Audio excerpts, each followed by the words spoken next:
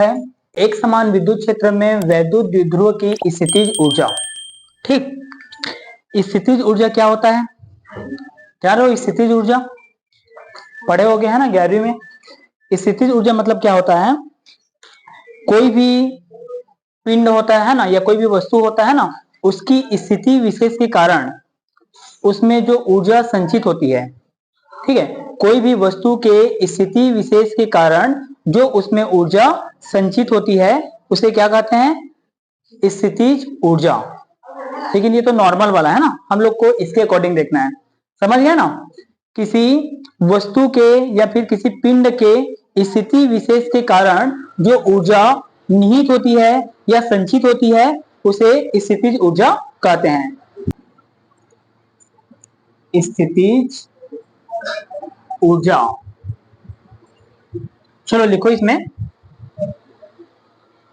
किसी विद्युत क्षेत्र में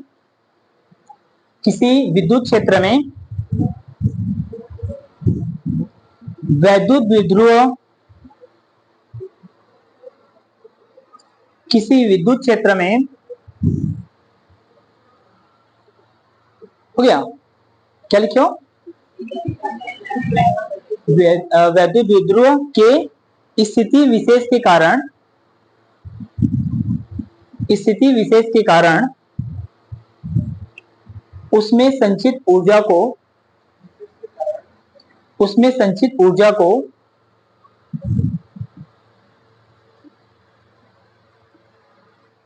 स्थितिज ऊर्जा कहते हैं। स्थितिज ऊर्जा कहते हैं,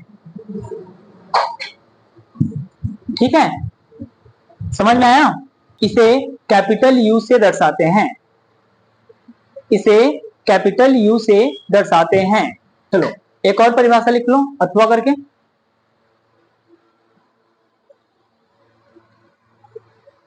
लिखो,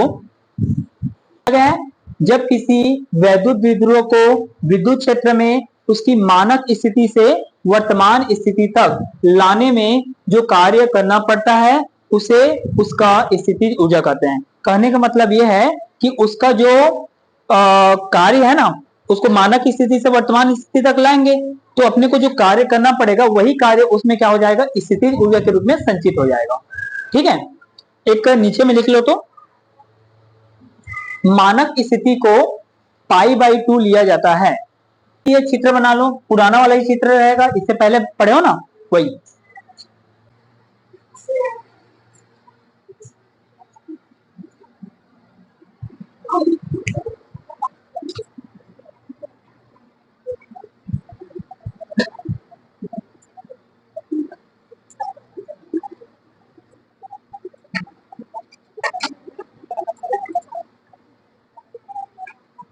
इसको बना लो, है ना। यहां पर जो वेक्टर ई दिख रहा है ये एक समान विद्युत क्षेत्र है, और ये जो ए भी दिख रहा है ये क्या है? वैद्युत द्विध्रुव। इसको इस प्रकार से घुमाएंगे तो क्या करना पड़ेगा? अपने को कुछ ना कुछ कार्य करना पड़ेगा, है ना, और वही कार्य इसकी क्या कहलाएगी? स्थितिज ऊर्जा कहलाएगी। ठीक है, अब चाहोगे तो इसको डी थीटा भी ले सकते हो, कोई दिक्कत नहीं है, डी थीटा लोगे तब भी चल जाएगा ये, है ना, क्योंकि पहले तो अल्फा घूमेगा और पूरा घूमेगा तो क्या होगा? थीटा घूमेगा। ठीक है, चलो लिखो इसमें आगे, माना किसी क्षण वेक्टर पी द्विध्रुव आघूर्ण वाला, वेक्टर पी द्विध्रुव आघूर्ण वाला एक वैद्युत द्विध्रुव थीटा कोण बनाते हुए रखा गया है, तब इस द्विध्रुव पर कार्य करने वाला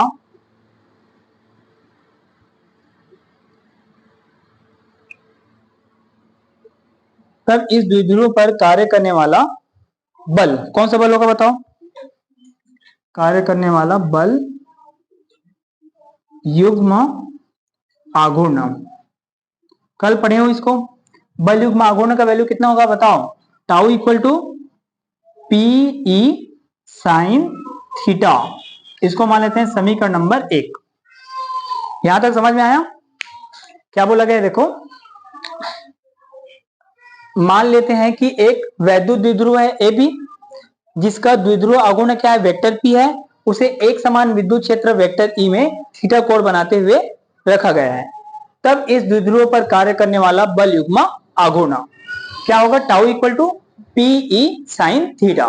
क्या हो जाएगा, पीई साइन थीटा। समीकरण नंबर 1। आगे बढ़ो, लिखो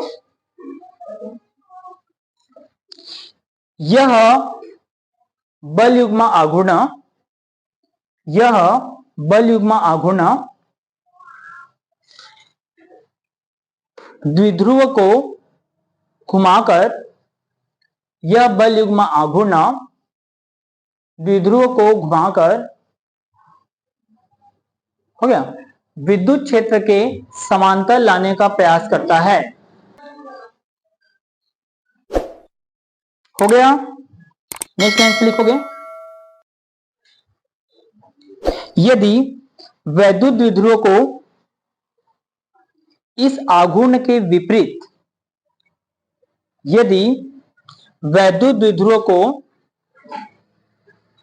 इस आघूर्ण के विपरीत, इस आघूर्ण के विपरीत अल्प कोण डी थीटा से घुमाया जाए, अल्प कोण डी थीटा से घुमाया जाए तो किया गया अल्प कार्य,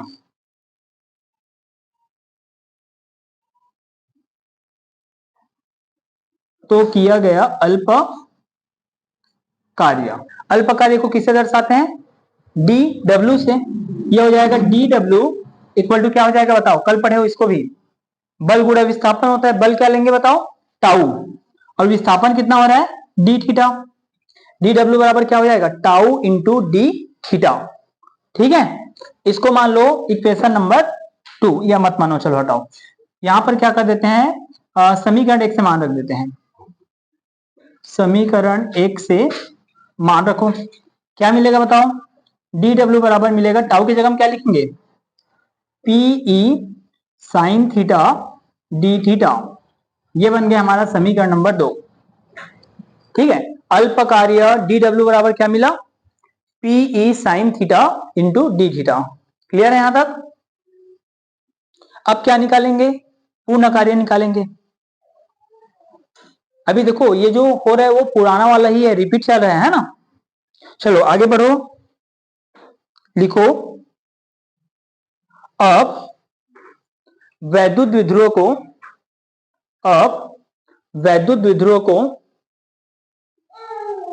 अब वैद्युत द्विध्रुव को विद्युत क्षेत्र में, हो गया, थीटा इक्वल टू थीटा 1 से, थीटा इक्वल टू थीटा 1 से थीटा इक्वल टू थीटा 2 तक, थीटा इक्वल टू थीटा 1 से थीटा इक्वल टू थीटा 2 तक घुमाने में किया गया कुल कार्य। शॉर्ट में लिख देता हूं, अब द्विध्रुव को थीटा इक्वल टू थीटा 1 से थीटा इक्वल टू थीटा 2 तक घुमाने में किया गया कुल कार्य। तो कुल कार्य को किससे दर्शाते हैं बताओ, W से। और ये जो W होगा वो किसके बराबर होगा, समस्त अल्प कार्यों के योग के बराबर होगा। तो योग के लिए हम लोग किसका यूज करते हैं, समाकलन का। ये हो जाएगा समाकलन थीटा 1 से थीटा 2, और क्या हो जाएगा, डी डब्ल्यू। ठीक है, थीटा 1 से थीटा 2 क्या हो जाएगा, डी डब्ल्यू। डी डब्ल्यू के मान को रख दो समीकरण 2 से, समीकरण 2 से बोलो क्या आएगा, W इक्वल टू थीटा 1 से थीटा 2, डी डब्ल्यू का वैल्यू कितना होता है, PE sine theta D theta, PE sine theta D theta. P का समाकलन होगा नहीं तो उसको क्या करेंगे, बाहर कर देंगे।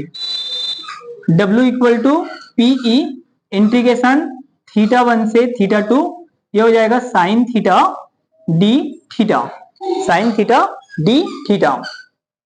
ठीक है, अब साइन थीटा का समाकलन क्या होता है बोलो, पीई साइन थीटा का समाकलन बोलो, माइनस कॉस थीटा, ये हो जाएगा माइनस कॉस थीटा, और लिमिट कितना है, थीटा 1 से थीटा 2।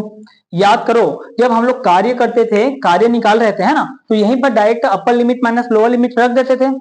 यहाँ पे वो काम आपको नहीं करना है, आपको क्या करना है, माइनस को पहले कॉमन निकालना है, माइनस को बाहर निकालो, W इक्वल टू हो जाएगा माइनस बाहर माइनस PE, फिर ये हो जाएगा अपना क्या, कॉस थीटा, फिर क्या हो जाएगा थीटा 1 से थीटा 2।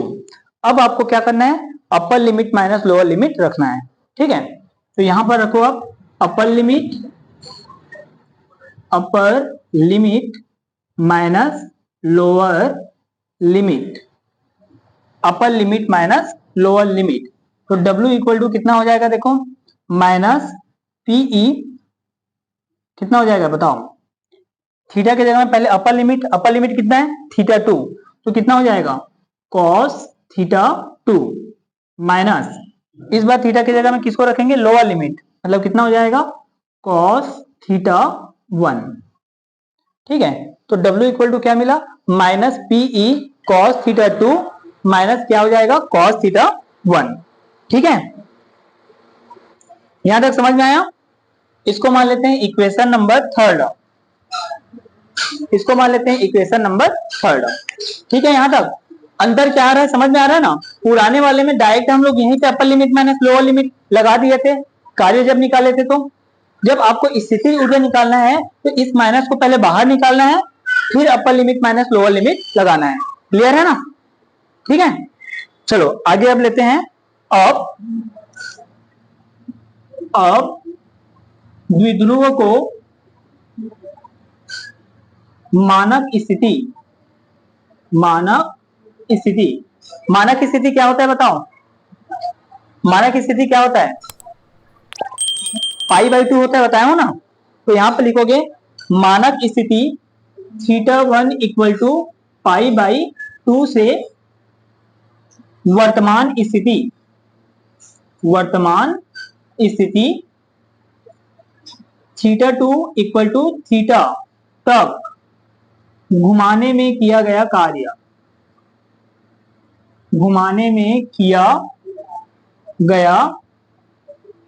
कार्य। तो इस बार अपने को पूर्ण कार्य मिलेगा, ये कितना हो जाएगा, W इक्वल टू क्या हो जाएगा माइनस PE, फिर क्या हो जाएगा बोलो, थीटा 2 की जगह में कितना रखेंगे, थीटा, तो ये हो जाएगा cos theta minus cos theta 1 की जगह में क्या लेंगे, π/2, ये हो गया। बताओ कॉस π/2 मतलब 90 होता है ना, कॉस 90 का वैल्यू कितना होगा बोलो, 0। तो ये हो जाएगा W equal to minus PE, ये हो जाएगा कॉस थीटा माइनस 0, कॉस π/2 का वैल्यू कितना होता है, 0। इसको सॉल्व करेंगे तो कितना मिलेगा, W equal to minus PE cos theta. इसको मान लेते हैं समीकरण नंबर 4। अभी अपने को क्या मिला है, द्विध्रुव को विद्युत क्षेत्र में घुमाने में किया गया कार्य मिला है, ठीक है ना। यहां तक क्लियर है सबका। चलो आगे देखते हैं। यही कार्य द्विध्रुव में स्थितिज ऊर्जा के रूप में संचित हो जाता है ना।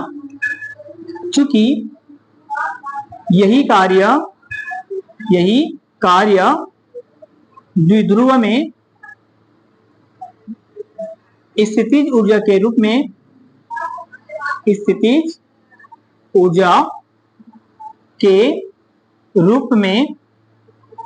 संचित हो जाता है। अतः W है उसको किससे रिप्लेस कर देंगे, U से। W क्या बन जाएगा, U इक्वल टू हो जाएगा माइनस PE कॉस थीटा। ये बन गया हमारा समीकरण नंबर 5, और यही क्या है, स्थितिज ऊर्जा का व्यंजक है। नीचे में लिख लेना, यही वैद्युत द्विध्रुव के स्थितिज ऊर्जा का व्यंजक है, ठीक है। यही द्विध्रुव का या वैद्युत द्विध्रुव का स्थितिज ऊर्जा का व्यंजक है। अब जानते हैं हम लोग ऊर्जा कैसी राशि होती है? सदिश। ऊर्जा कैसी राशि होती है? सदिश राशि होती है। तो इसका सदिश रूप लिखेंगे, इसका लिख लो सदिश रूप।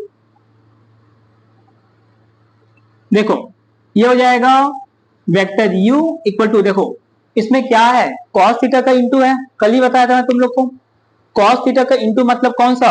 Dot product. और अगर साइन थीटा का इंटू मतलब क्या होता है? Cross product. तो यहां पर क्या हो जाएगा, इसको हम लोग डॉट में बदल देंगे, माइनस वेक्टर p डॉट क्या हो जाएगा? Vector e। ये बन गया हमारा इसका सदिश रूप, स्थितिज ऊर्जा का सदिश रूप। ठीक है, यहां तक दिक्कत तो नहीं है? ठीक, आगे बढ़ते हैं। अब देखेंगे इसकी स्थिति। तो लिखो इसकी स्थिति।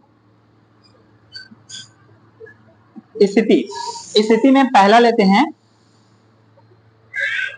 स्थिति में पहला लेते हैं। ठीक है, यदि थीटा बराबर 0 अंश हो तो, यदि थीटा बराबर 0 अंश हो तो समीकरण 5 से,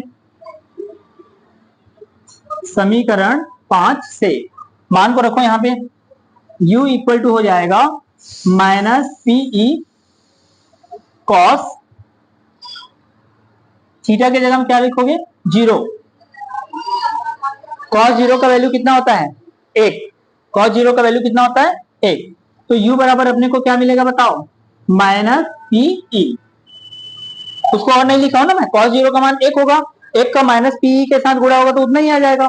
तो देखो पीई में क्या लगा है? माइनस लगा है, मतलब ये न्यूनतम वैल्यू को शो करता है। तो ये किसको शो करेगा? न्यूनतम को। किसको शो करता है? न्यूनतम। हो गया?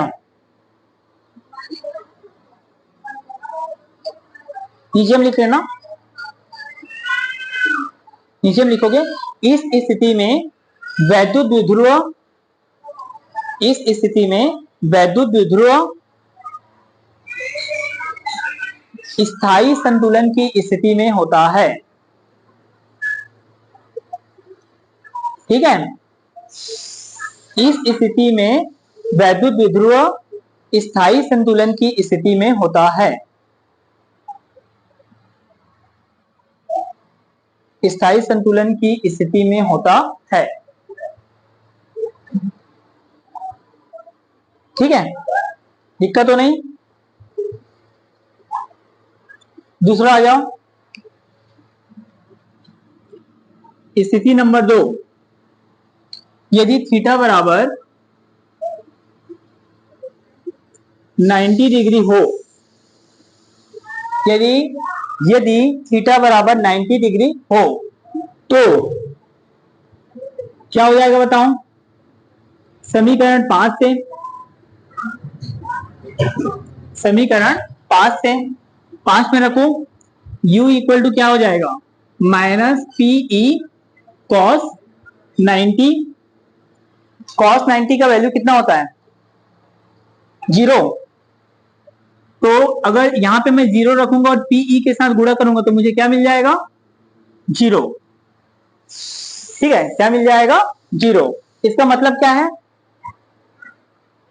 कि जब वैद्युत द्विध्रुव विद्युत क्षेत्र में लंबवत होता है तो उस पर उसकी जो स्थितिज ऊर्जा होती है वो शून्य होती है। लिख लो, चलो नीचे लाइन से लिखो, अर्थात जब वैद्युत द्विध्रुव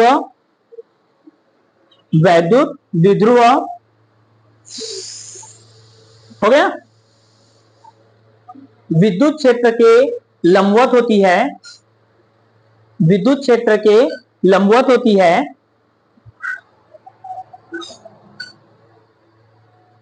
हो गया, तो उसका स्थितिज ऊर्जा शून्य होता है। तो उसका स्थितिज ऊर्जा शून्य होता है। ठीक, स्थिति नंबर 3,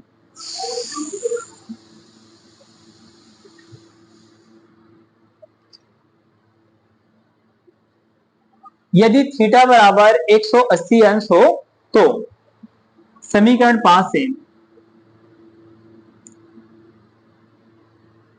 क्या हो जाएगा, u इक्वल टू हो जाएगा माइनस पीई कॉस 180। कॉस 180 का वैल्यू कितना होता है बताओ, कॉस 180 का वैल्यू कितना होता है, -1। -1 रखेंगे तो u इक्वल टू क्या मिलेगा, माइनस माइनस का प्लस, मतलब हो जाएगा पीई। और देखो पीई किस में मिला, पॉजिटिव में मिला, मतलब वैल्यू क्या होगा, अधिकतम।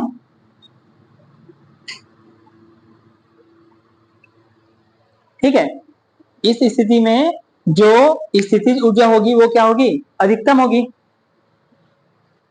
हो गया, नीचे लाइन से लिख लो, अर्थात इस स्थिति में वैद्युत द्विध्रुव अस्थायी संतुलन की स्थिति में होता है। अर्थात इस स्थिति में वैद्युत द्विध्रुव अस्थायी संतुलन में होता है। इसमें क्या हो रहा था, ये वाला में स्थायी संतुलन में था ना, ये इसमें क्या था, स्थायी संतुलन में था, और इसमें क्या हो रहा है, अस्थायी संतुलन में आ रहा है। ठीक, इस प्रकार ये खत्म हुआ। तो देखो एक व्यंजक अगर आप पढ़ रहे हो ना कार्य वाला को, तो ऑटोमेटिक ये कवर हो जा रहा है, उसमें हो रहा है कि नहीं हो रहा है, क्योंकि कार्य तक आप पढ़ोगे तो यहां तक तो बनाओगी, इससे 2 लाइन और आगे बढ़ोगे तो कार्य आता है, तो थोड़ा सा इसमें आगे बढ़ोगे, माइनस को कॉमन निकालकर आपको क्या करना है, इसमें लिमिट को रखना है ना, उसके बाद इसको सॉल्व करना है, तब ये क्या मिलता है, ऊर्जा मिलता है, स्थितिज ऊर्जा। तो थोड़ा सा ये बड़ा है उससे। ठीक, चलो ये खत्म हुआ।